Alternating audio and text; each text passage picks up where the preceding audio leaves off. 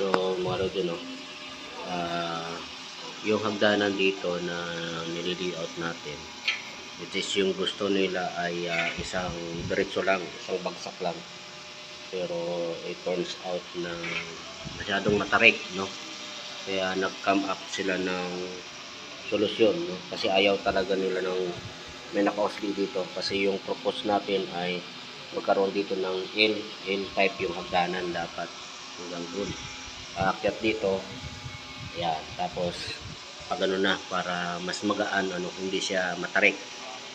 At the same time, yung hinahabol nila na 20 centimeter yung run, yung steps ba ay makuha natin. So ayaw nila ng mostly, kaya nag-come up sila ng pitch pie. Ito yung plano, no. So kung yun napapansin mo, ito yan, no. Yan, talagang diretso lang to. So supposedly dapat meron pa isa dito para magiging 4 sana, para mas lalong gumaan, pero ayaw nila na may naka-OSD na ano dito na parte ng hagdanan dahil maliit yung space, no. So yan, no, maliit na yung space. Ito na yung pinakasala kaya ito ang gagawin natin. So ito yung plano na susundan natin. Yan, at ito na, no, meron na tayong layout. Ayan na yung layout ko. At ito na yung bakal, no, pinutol-putol ko na. So yan yung ating bakal, itatanim na natin dito. Yan, medyo medyo mahirap siya timpahin dahil napakaliit ng space, no, napakaliit ng lugar, kaya talagang matarik, no. Kaya lang ay bata pa naman yung titira dito, kaya okay lang daw. Importante yung hinahabol nila yung aesthetics, no. Ang nangyayari ay aesthetic over convenience, no. Nasakripisyo yung convenience dahil sa gusto lang nila maging maganda yung kinalabasan dito ng sala. So kaya yan, sundin na lang natin yan kung ano talaga ang gusto nila. So dito, ito yung unang steps natin.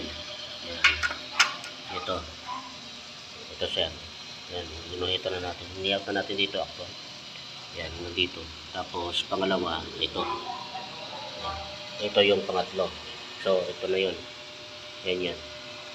Yan, natin, hinintay lang natin yung bala ng nail gun. Ito, ibabao natin dito.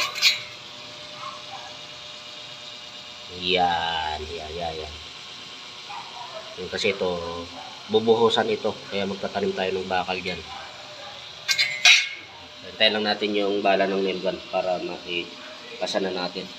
Then yung pinakaposte niya rito ay 2x2, no, kasi merong ano dito, slatted partition hanggang taas. Doon na natin kabit yung ating mga steps. Padiretso muna, tapos saka mo sa yaya.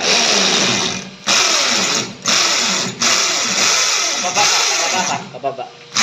Yan.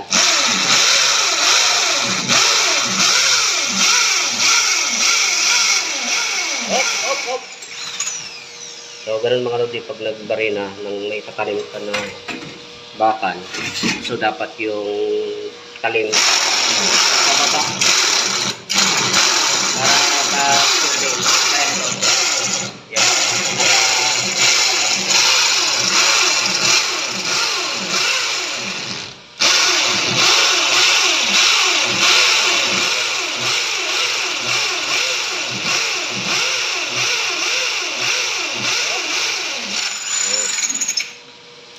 para kaya pababa para hindi siya basta-basta mabunot pag nabigatan.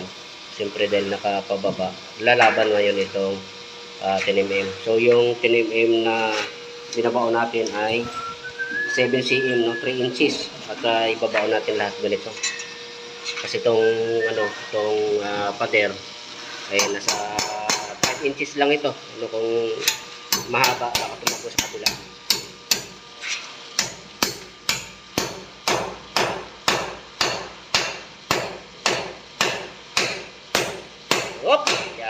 So kailangan, yung bagyo naman mahaba kasi bubuhusan ito pag taas yung hose nito.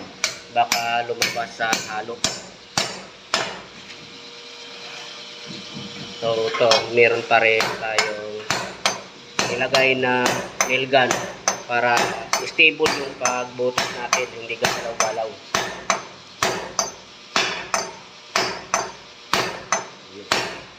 Ayan, kinakaliwa pa yan ni Robin party. So meron dun, pisa na natin itong hagdanan dito. Ayan, so medyo matarik lang kasi napakalahit lang ng espasyo nito. So dito, paano ba natin kukunin yung tamang sukat ng itong ating run, saka yung ating riser, yung steps ba, saka yung taas niya. So dapat kunin nyo muna itong area ng paglalagyan nyo. So dahil meron tayong dito, meron na tayong existing na ginawang hagdanan, yung pagpitsa tayo. So simula rito, hulugan nyo. Pag ginulugan nyo, ayun na yung guhit natin to. Yan. Ibig sabihin, simula rito hanggang doon sa kanto, yun yung ating run, no? So ang sukat niyan ito na 158. So dahil 8 steps, divide natin sa 8, so meron tayong 19.5, 19.25, no? Dito sa naman sa ating plano ay yan, 20 yung ating steps, no? So ang ginawa natin, dahil 19 lang yan, yung steps natin ay 20 pa rin, pero inunosing na natin yung 1 cm, kaya yung steps natin ay 20 pa rin, pero yung actual na run niya ay 19 lang. So then yung pagdating naman sa riser, simula dun sa taas sa top floor ay kukunin naman yung level dito sa baba. So ito yung level niya. So kukunin yung level niyan. So yun, ayun yung level niya. Again, susukatin naman yan yung taas niya. So sa taas niya ay 128. So dahil 8 steps ito, pang siyam kasama yung landing sa taas. So divide natin sa 9. So meron tayong 22. So 22 cm. So ito na yung layout natin, ayan. Yan. Tapos sundan na lang natin. So ito na ngayon yung ginagawa natin. So ganun lang. Kailangan magsukat, mag-compute para hindi hula-hula, para iwas ng paulit-ulit yung trabaho. Then ito, temporary lang to. Itong nilagyan natin. Guide lang naman to. Temporary lang to kasi nilagyan natin to ng slatted partition. Doon nakakapit ito. Itong ating mga steps. Kaya tatanggalin din yan. So dito naman ay ito lang ang ginawa natin. Yan. Meron tayo nail gun niya, bala ng nail gun yan. Ginamitan natin ng nail gun para kapag nagbabarina na tayo para sa 10 mm, hindi na siya magalaw. Then meron 10 mm na dalawa. Then pupulwid natin. So yan, napakatibay na yan. Wala yan. So ito na, naikabit ko na lahat ng steps. Pinapupulwid ko na kay Robin yung mga koneksyon para malatagan na ito ng hard deflex, no? Ang latag ng hard deflex nito sa loob, hard deflex muna, then isang pirasong 10 mm, and then steel matting, then bago buhusan. So parang ganito, no? Kailang ito sa ilalim natin ilalagay yung forma, dito naman ay nasa ibabaw para malinis sa tingnan. Ayan, pinapupulwid ko na. So after mapulwid yan, ito tatanggalin to. Ginamit nating guide. So, kasi walang ito, no? Walang stringer. So ang gagamitin nito, pagkakapitan nito ay slatted partition. Kaya tatanggalin ito after na mapulwid yan. So ito, pinatatanggal ko na yung temporary natin na guide. At tinanggal yan, ang ipapalit natin dyan, slatted partition na. Mga nakatayong tubular. So ito, yan. So yun na yung hahawak ng ating mga steps. Kaya pinapatanggal ko na para nalagay na. So yan, nilagyan natin ng mga temporary support para hindi magbago yung kanyang pwesto.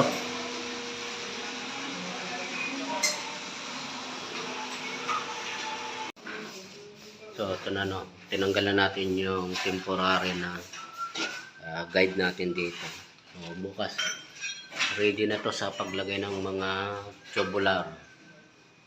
So slatted partition slash stringer yung gagawin dito.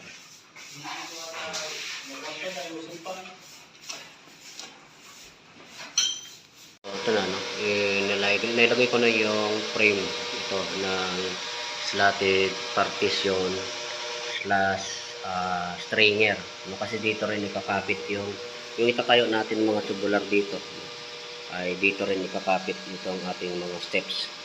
Yan. Ito na yung frame natin, ito na yung susundan natin ng so ang pagitan lang nito ay 3 cm lang, 1 inches lang ang pagitan mo, dikit-dikit ang pagitan niyan. So, ito yung itong isang to dulo, ito na yung pinaka king post ng ating hagdanan.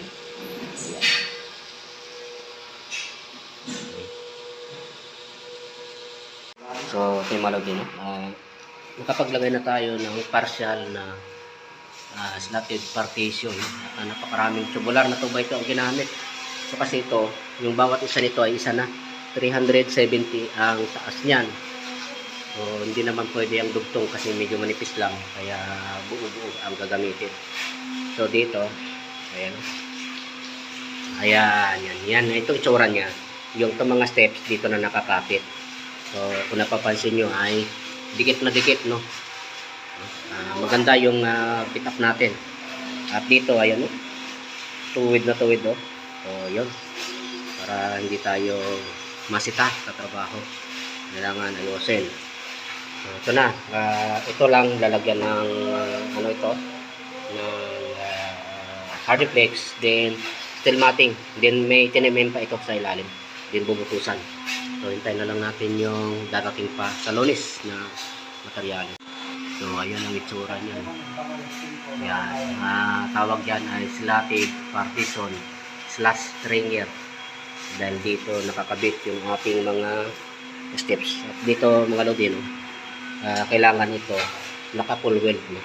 Pero ingatan nyo na hindi mabutas para hindi pasukin ng tubig, kasi pag pinasok ng tubig yan, dito na magsisimula yung pagkakabulok. So kailangan to, although full weld siya, pero kailangan walang butas. So ingatan nyo na mabutas yan, dahil ito manipis lang, no? Manipis lang. Tingnan nyo naman, goods na goods ang pagkakalatag natin. So dito mga lodi, ito lang yung humahawak nito sa pader. Ayan. So nung kinabit natin dito ay inaktwal natin, dahil yung pader ay wala sa eskwela, no? Yung mapansin nyo dito, yung nakapaloob yung pader, kaya kailangan natin i-actual na lang para hindi tayo magka-problema. And then sa sa taas, nakapasok din dito yung biga na yun, kaya dinaya-daya na lang dyan. So anyway, hindi naman siya halata, no? Ay ganoon lang talaga, diskartehan na lang para everybody happy, no?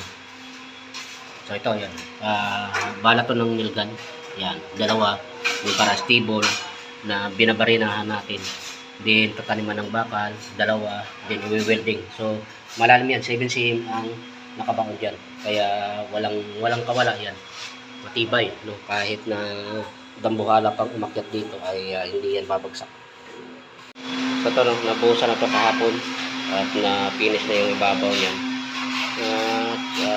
Pwede na tayong pwede nang akyatan daw ito, sabi ng mason.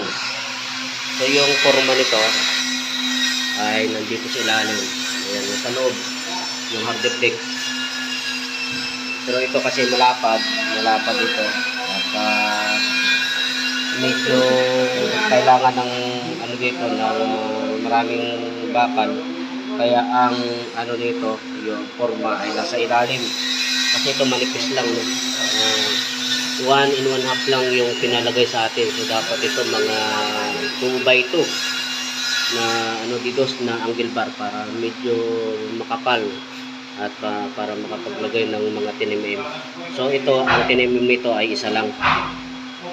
Pahaba lang ganun. Tapos may steel matting yan para hindi mabasag yung konkreto. So ito pwede na ito akitan. Akitan natin. Ano. At medyo okay na itong pag-akyat dito. Hindi na ganong mabigat, di kagaya nung naunang layout na talagang natarik. Okay. So yan na, ito na mga lodi, no? Tapos na nating nalinis yung taso. So yan yung itsura niya.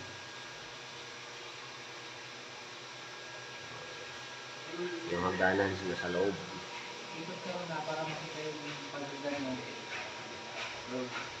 Akit pa ako. Bakit na ako kanina? Para makita yung likod siya na hagdan. Okay. Para makita nyo ito yung likod. So nandito yung pagpasok ba dito? Pagpasok mo rito, ayan. Ayan o. Ito. Yan yung forma hindi natatanggalin yung pansin sa loob yun.